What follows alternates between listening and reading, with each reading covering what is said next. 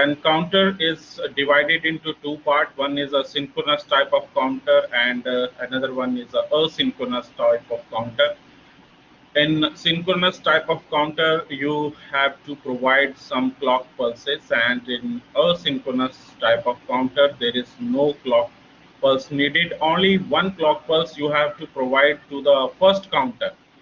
Then these counters are cascaded with each others, and you can connect with one counter with another counter, and you will get the output. So this synchronous type of a counter is a faster, whereas asynchronous type of counter is slower one. You can connect any desired number of counter right here. Flip flop we can connect.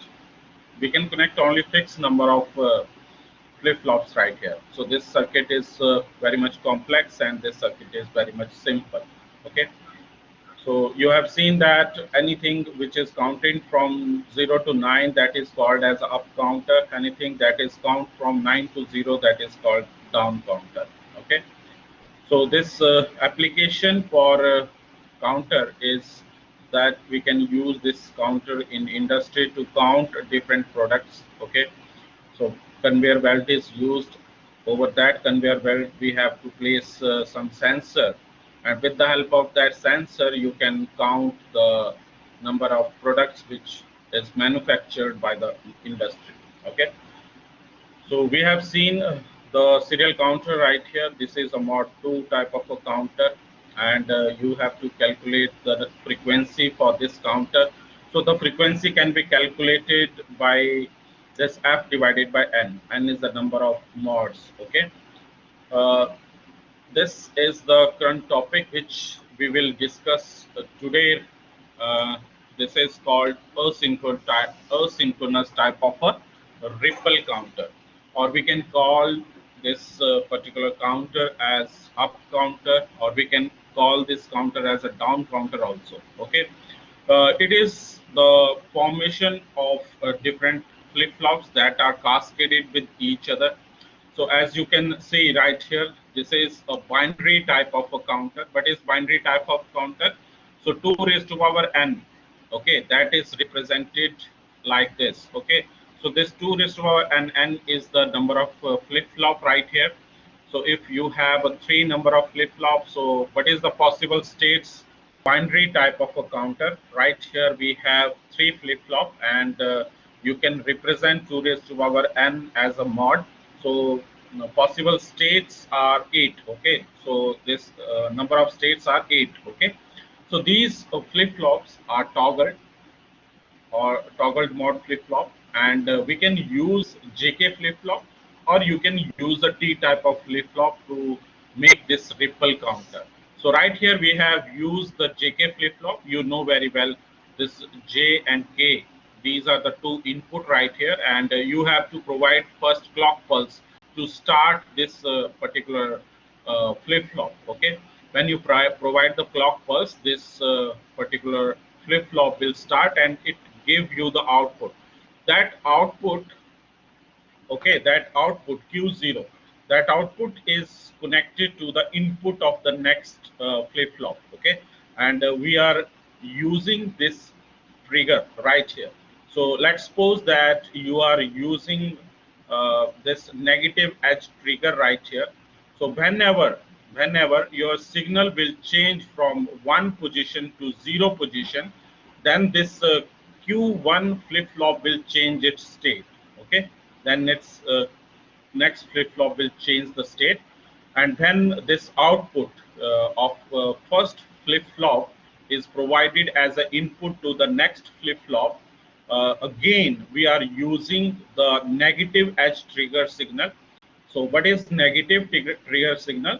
When the trigger is changing from 1 to 0, when trigger is changing from 1 to 0, the next output will change. Okay, so that is called negative trigger. Okay, when output is changing at this particular level 1 to 0 from the previous state, that is called negative trigger edge pulse. Okay, so these flip-flop are cascaded with each other, and only one clock pulse you have to provide in the start, and the first output of the this JK type of flip-flop is fed back to the input of the next flip-flop, that is called a cascaded output, and this input is provided like negative edge trigger pulse. Okay, so when this negative edge trigger pulse arise, the next flip-flop will change its output. Okay, so same output you are providing right here to the input of the next flip-flop.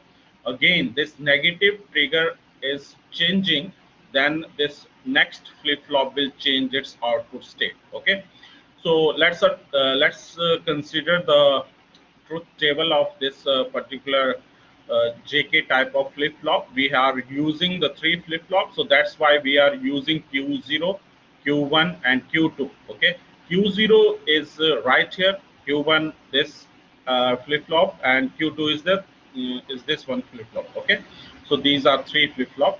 So initially you will take input as 0. Okay, for the 0 input, then it will count from the LSB. Okay, so which one is LSB? This flip-flop 0, or we can say Q0 is your LSB. Okay, it will count from this Q0. So initially this input is changing. Okay, input is changing, and Q0 output is given to the input of the next flip-flop. So when this negative edge trigger pulse will arrive, then this next Q1 state will change. Okay, so accordingly you represent all these values 0, 1, 2, 3, 4, 5, 6, 7. So it will count like this.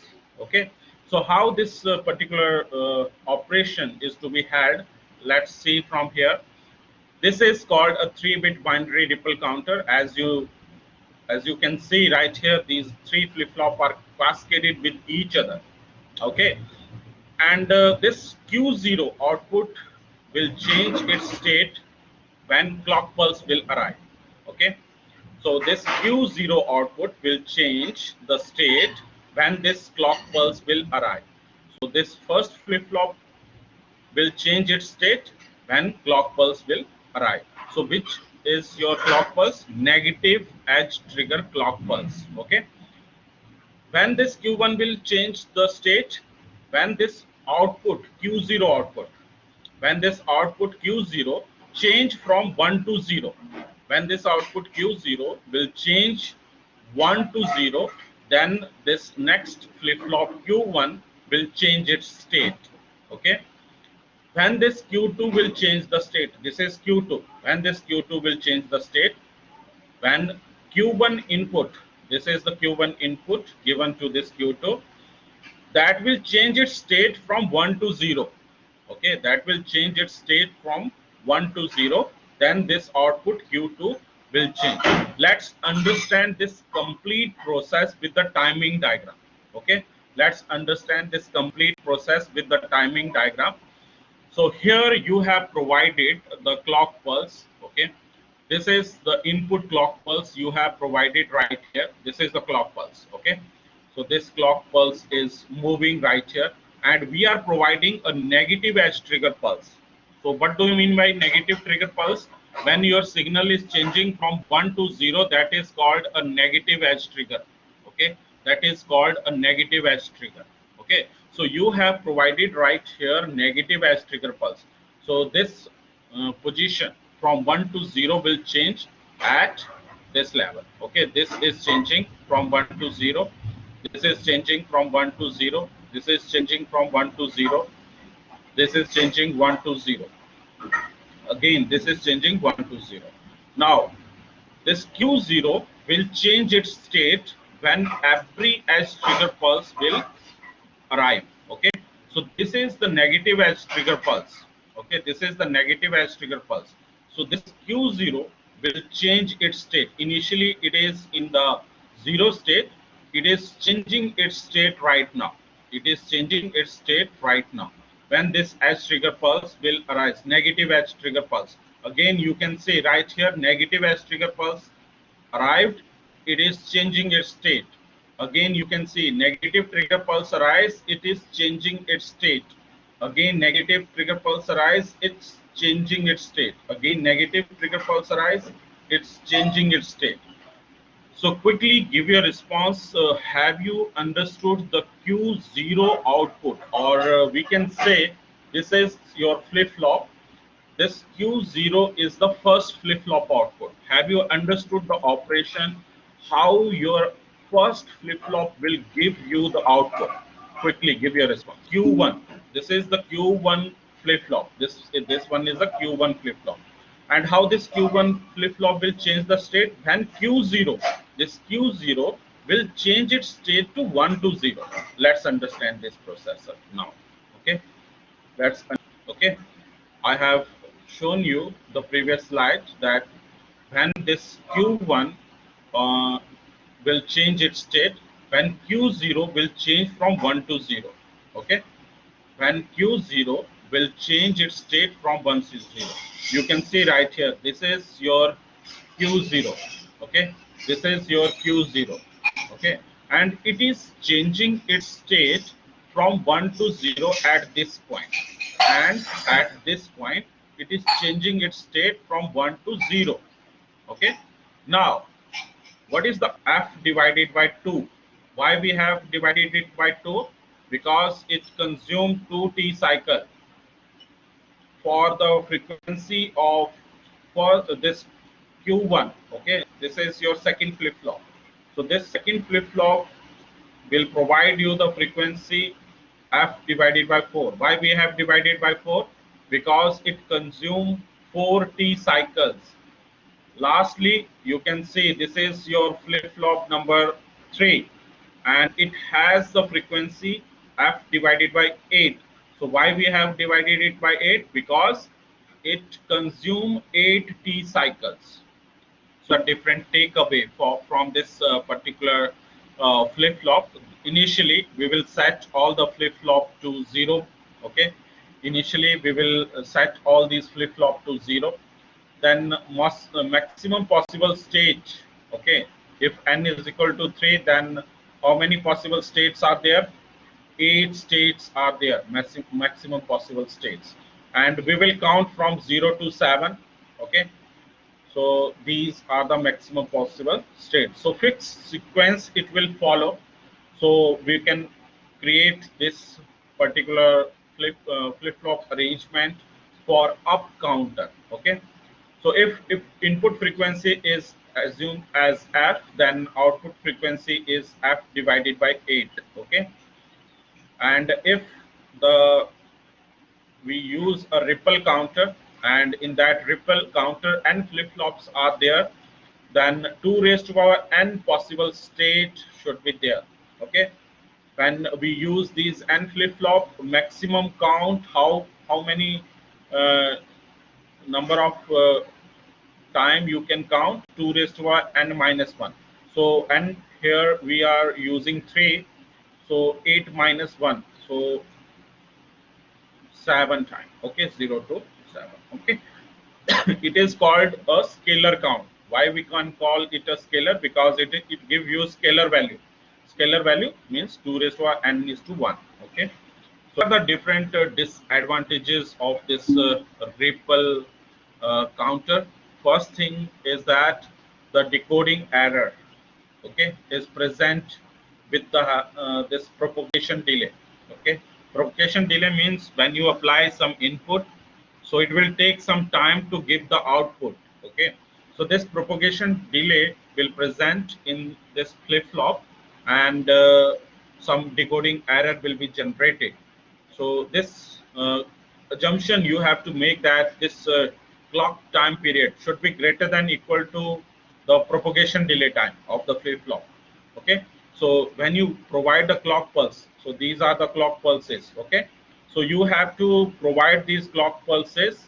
The time period of these clock pulses would be more than the propagation delay time, so that they will not affect your output. Okay, they will not affect your output, and the frequency of that clock pulse should be less than equal to 1 upon n into propagation delay of the flip-flop. Okay, and the maximum frequency is 1 upon n the propagation delay of the flip-flop.